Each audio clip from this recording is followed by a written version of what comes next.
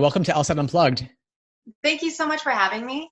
Yeah, thanks for joining. So I was really interested to chat with you. I came across you on YouTube, and then as we had a conversation, we discovered that you had actually used my website, the Lsat blog, back when you were studying and going to law school.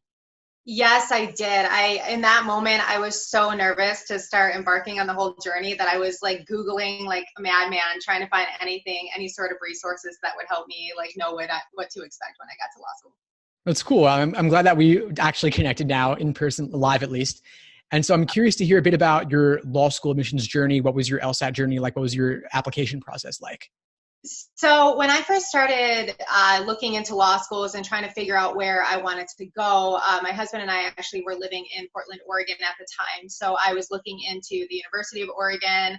I was looking into Michigan, New Orleans, all those schools. So essentially, what I first looked at was how and where I wanted to spend a good 2 to 3 years of my life. So I definitely think that the environment, especially now being in the law school environment, I think that deciding where you want to be for that good chunk of time definitely does play into it.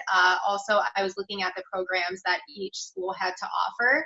The school that I'm with right now offers the Innocence Project Clinic. So that is something that I have been interested in ever since I started undergrad even. So the fact that I actually saw that on the school website and I was able to become involved in it is insane to me. So when I started the whole law school journey, obviously the first thing to do was to register for my LSAT, which when I was an undergrad, I had a friend that had taken a LSAT prep course, and I did not take an LSAT prep course. I, at this moment, wish that I had, to be honest with you, but I wasn't really sure how to go about it. I used the Kaplan materials, and after our discussions, I found that a lot of their questions aren't reflective of the LSAT, which is something that I wish I would have known, because when I had gone into the LSAT, I had found that the questions were actually a lot more difficult than the ones that I had been practicing. It was literally like, studying this, getting there, and it was something totally different. So I would recommend to anyone now looking back, I mean, I love my journey and where I am right now, but I would definitely recommend taking an LSAT prep course if you can definitely manage it. So whenever I got my LSAT scores back, I had applied to schools, and there was an average. I had a really good GPA coming out of my master's program and my undergrad program, so I was hoping that that would kind of cushion the blow a little bit, because my LSAT scores weren't exactly where I wanted them to be. I had taken the test 3 times, and I had actually prepared a lot for them, but I believe that if I would have taken an LSAT prep course, I definitely would have been a lot more focused and known, what I needed to focus on. So I had found that when I had applied to schools, it was the same process as, applying to undergrad, except throwing in this LSAT score, as well as you want to make sure you have good recommendations from your professors. I was fortunate enough to have some recommendations from previous employers who were prosecutors, the public defenders. Definitely while you're in school, making sure that you have the connections and the experience, because a lot of law schools, that's really what they're looking for. Working and having connections and having real world legal exposure, I would imagine, is so helpful. Now, you mentioned the Innocence Project. For those who aren't aware, can you share a little bit about what that is and what your experience there is like? Oh my gosh, I love it. So the Innocence Project is a nonprofit organization and actually spans across the entire United States, which I don't know if there are any Netflix buffs watching, but Making a Murderer. So Stephen Avery actually was exonerated through the Wisconsin Innocence Project. So essentially it began with a way to exonerate wrongly convicted persons, and it focuses on changing legislation as far as DNA goes. So a lot of our cases that we handle now work with DNA exonerations. So for the last 6 to 7 months, I've had the opportunity to actually have hands-on work with real cases, and it's been an awesome learning experience. So Well, that's super cool. How has your experience in the real world with the Innocence Project, how does that differ from maybe the TV or Netflix portrayal of, or just in general, the media portrayal of these sorts of things? It's a lot more work than it looks like. I think whenever you watch Netflix and everything, it looks like all glitz and glamour, that you always get to spend all your time in court. When in actuality, pushing a case through the court system, it takes a lot longer than people realize, and it definitely is a lot of work behind the scenes. Because we get tons and tons. So think of how long a case can go between start to finish. You have all these appeals, you have all this paperwork, and essentially it gets dropped on your desk, and it's like, okay, it's up to you to go through this, and I need you to find something that we can work with and that we can actually bring to court. It's so funny. So yeah, it's like the media, they're only showing the juicy, interesting parts, not all the behind the scenes grunt work that makes it. I'm thinking of like the movie The Social Network, where it's like Facebook is suddenly an overnight success without any programming involved. They don't show anyone sitting behind a computer typing, right? Yes, they don't. And it's definitely like volunteers. And it does, I believe one of the reasons why it does take so long to get the cases through is because since they are nonprofit and they are funded through like grants, donations, things like that, is that there isn't enough funding to pay personnel unless they're volunteers and they're just giving their time, which is why I'm thankful that actually the school that I go to now, they recently helped exonerate someone. So that's actually when I was applying to law school, I was like, that's where I need to go. Wow. So, that's really cool. Excited.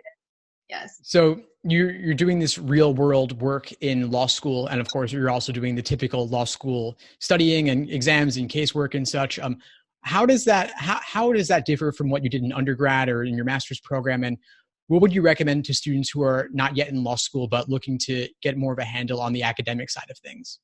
Oh my gosh. Definitely it is a different beast is what we like to call it. So in undergrad, I feel like it was definitely a lot more relaxed.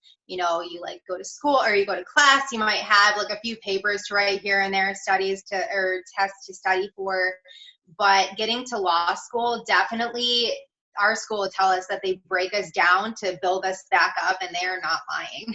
Because I find, especially in classes, the Socratic method, which for anyone watching who doesn't know what it is, it's where they will randomly call on a student. You have to stand up in front of a class of 45 to 50 plus students and answer, and they will literally just hammer you with questions.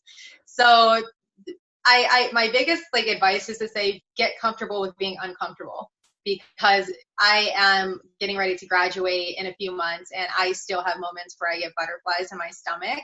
But definitely the workload is a ton more than I witnessed throughout my master's program, throughout my undergrad. It's the amount of reading that we have to do depending on how many classes you're taking. My school is one of those that actually allows weekend night, and so depending, you can actually go part-time. I'm not familiar with how a lot of other law schools, I believe they maybe only allow you to go full-time. I'm not really sure. So depending upon the course load, you're looking at least 50 to 100 pages of reading. And then you need to brief the cases, which briefing requires you obviously to read the entire thing. You need to find the issue, the rule, why is the court ruling a certain way. So aside from just, autopilot reading everything, you actually have to sit down and comprehend this information that you're reading. And you do this all before you get to class. So that was definitely a lot different than, you can't just sit back in class and witness the learning anymore. You're actually pulled into it, and it's not something that you can just sit there and just take in. Well, the Socratic method, it almost sounds like it's hazing a bit, but it's also forcing you to really engage, right? You can't be asleep during that. No, you can't. And it's to be honest, I had the worst anxiety during my first term of school because, I had, so when I had graduated undergrad, it was in 2009. So I started back up at law school in 2017. So I had that good chunk of time between actually physically being in school, because I did get my master's online. So when you're put into these stressful situations and, I think we hype ourselves up, we're in law school. And then, you get called on and you think that you're just going to get shredded. So I had the worst anxiety through the first probably year that I was at school. But eventually I told myself, you know, even if you get called on, even if you answer wrong, you still have all your fingers, you have all your toes, and you're going to walk out of that classroom the same way you walked in. So it sounds like you got comfortable being uncomfortable. I did. Oh my gosh. There's some stories, especially students that are unprepared in class. Never go to a law school class being unprepared. It is one of the most brutal things that I've seen, and so uncomfortable for everyone that has to witness it as well. So basically the only inoculation against having a massive failure is just be prepared, do the readings, do the assignments so that you will be ready if they call on you. Yes, it is, because it's also like, I feel like it ties in so much else to a lot of other things besides like just being or appearing smart in class. Those professors, they talk.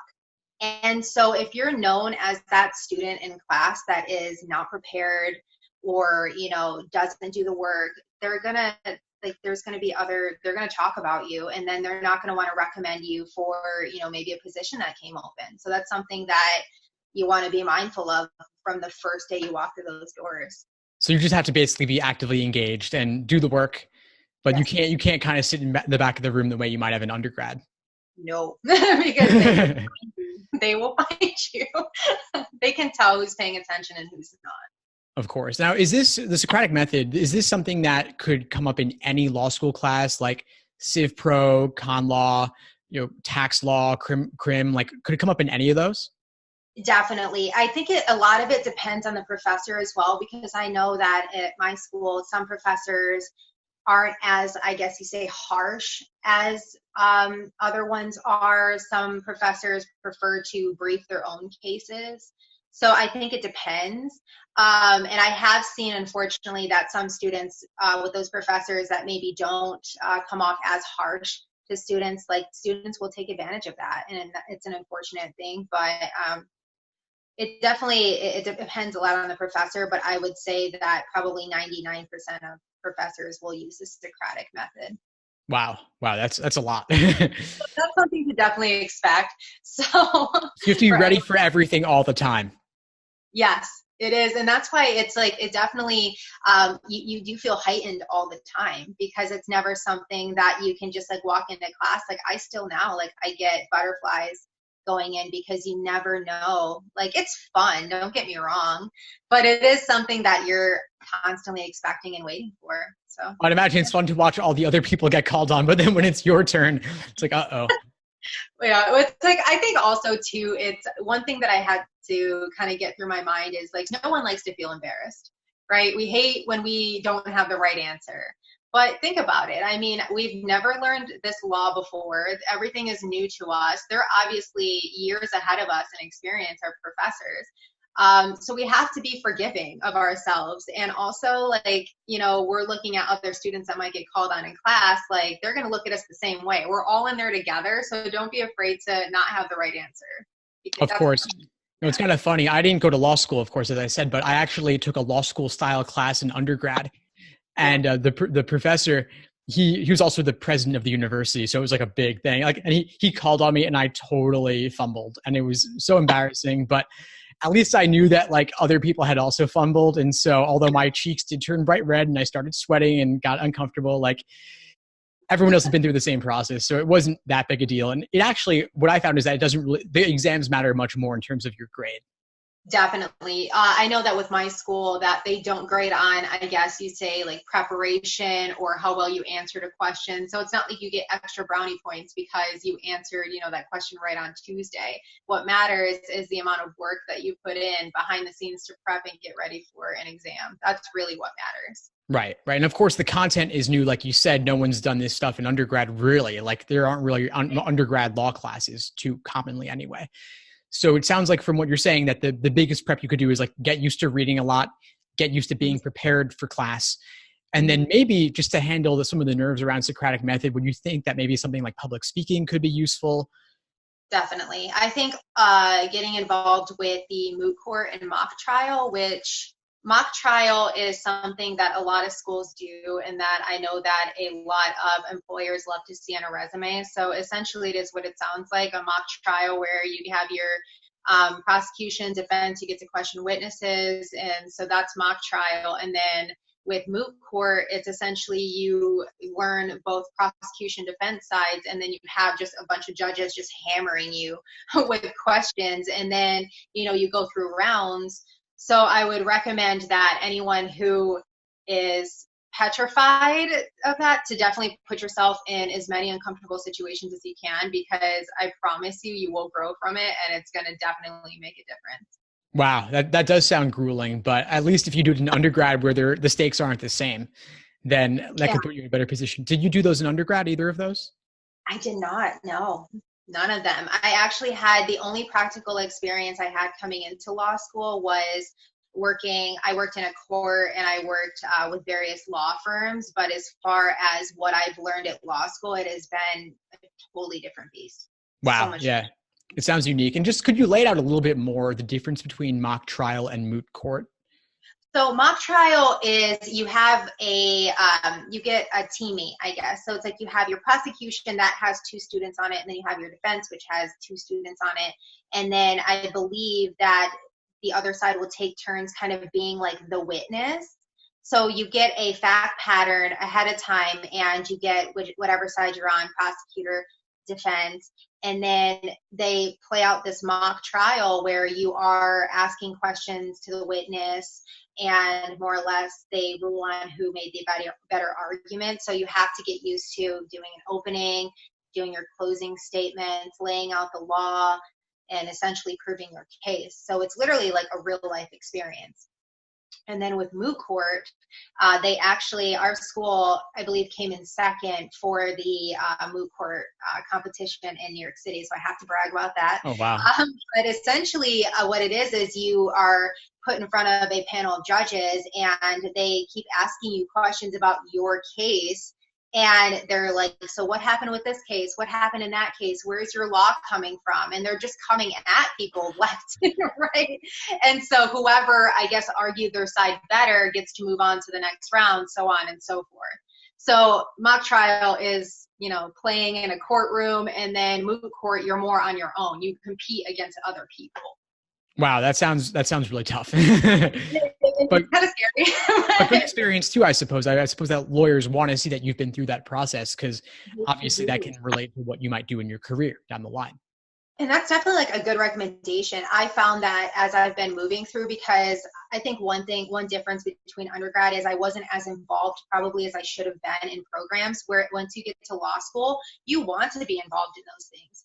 It's like no one wants to openly stand up and be like, hey, pick me. I want to feel awkward for 30 minutes, but down the road you're going to have that experience, and if a employer sees that on your resume, they're going to want the person that has more experience. So it's kind of choosing to take that little bit of uncomfortable like feeling you might have versus an employer that wants to choose you over the next person just because you have that experience. Of course, it could pay off down the line. Definitely. Yeah. Now, we talked a little bit about preparing to be called on by the professor for the Socratic method, but what about preparing for exams? What if you found that now you said that you're finishing up law school now, so you've been through 1L, 2L, finishing up 3L. It's been a long journey, I'm sure. What advice do you have for students who might be entering now in terms of what to do the summer before law school to prep, or what to do for 1L fall semester? So I have to say that I did not do like a ton of preparation in the summer before, just because like I had that undergrad mentality, right? I'm like, okay, so you just show up on the first day of school and you just kind of work your way through. It's not that right here. So over the summer, I would definitely recommend going on your school's website, figuring out the scheduling. I know that a lot of law schools will put on the first week's assignment online. So you have to actually have an assignment prepared that first week. So you don't get to just show up and take it in. They will start, with the case briefing. They'll start calling on people like the first day that you have them. So definitely check the school website to make sure that you have a good handle on the assignments. Make sure you get your textbooks. You can't get through law school not having your textbook. You have to have those. It's like, I know that a lot of students in undergrad maybe didn't buy them. I know that a few of my friends didn't, but you have to have your textbooks. I would recommend, if you can, taking a campus tour. I didn't get to, unfortunately, but I mean, I wish I had, just to have like a better understanding of the layout and everything. And also I know that some schools offer the ability to meet the professors beforehand.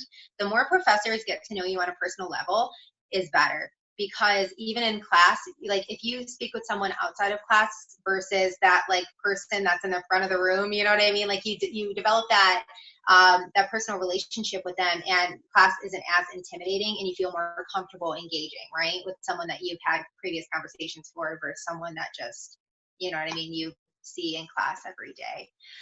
So as far as exams go, I would recommend not waiting until the last minute. Like, do not do that, because we're looking at, our school does midterms and then finals, and they'll do like assessments throughout the term just to kind of make sure that you have a grasp on the law, which has helped out a ton. So what I like to do is I'll take my notes after class and I will review them. I find that one of the big things that a lot of students do, which actually impacts their finals, is that they will spend more time prepping for class and briefing their cases because they're petrified to get called on and not have the right answer than they do reviewing the information that they are actually going to be tested on. So reviewing your notes after class is a big one, because then you're going to keep building that information, and then as opposed to just like cramming it all in, you know, like a week or two before your exams. So preparing your outlines as soon as you can, I would recommend. And I don't think that there's any right or wrong way to prepare your outlines, but even in that sense, if there's a question, you can always go and ask your professor. And I also like that about school too, is that we have like a more personal relationship with our professors, and that it's not like undergrad where they're just that, you know, person that you go see whenever you need like whatever question answered, but it's like they like to engage with you and tell you this is what I want. So starting your outlines as soon as you can is definitely going to help you. And studying throughout the term, as opposed to just waiting until, you know, the night before midterm, because you cannot cram as much information as we have into one night. Right, of course. So it sounds like you want to build your understanding and solidify your foundation every step of the way, every single week. And then also it sounds like you're recommending not to get too focused on the Socratic method and getting called on. That could be a distraction from what really matters. It is like, and I think that that's like one thing that I have learned about myself is that I obviously am always prepared for class, but I spend more time reviewing my material as opposed to, you know what I mean, making sure I know every in and out of every single case, because the way that I see it is that we're not them. So how can we possibly, you know, figure out what questions they're going to ask us? Because I know there's been cases where I know to a T and they ask me something about a test or whatever that I was like, what? So, I mean, as long as you show up and you're prepared and you gave it your best, and you got to kind of let it go. That's all you can do. Just dust off and prep for next time. Yes. Yeah. Awesome, Mia. Well, this has been a lot of fun. Why don't you share a bit about your YouTube channel and what you're doing with it, what you've done, what you will be doing, the best way for folks to connect with you? So what it is right now is when I started law school and, you know, getting ready to go, I wanted to see what other people were experiencing in their law school journey. So I would sign on, you know, Google law school blogs. And so I would kind of see what they would do on a day-to-day basis. So then that's where I got the idea. I was like, you know what, I'm going to start blogging my experiences, because I'm hoping that through my experiences that I could help, you know, other people as far as like what they can expect, you know, through law school and everything. I also do have a side business where I do makeup. So that's one of the things that I do that's focused solely through social media, as, you know, money on the side for law school, since obviously it'd be very difficult to work full time being in law school. So yeah, I love to blog and I love to share my experience, and I'm hoping that I'll be able to do the same thing as I'm prepping for the bar as well. Awesome. Very cool. We'll have to do a follow-up as you prep for the bar. Yes. I'll be coming to you for questions. Awesome. All right. Well, I'll do whatever I can, at least with the mindset stuff. Well, yeah, this has been a pleasure. Thanks so much. I'm sure that our audiences will find this super helpful. And I'll make sure to link to your YouTube channel below in the description for this episode. Awesome. Thank you so much. Thank you. Take care.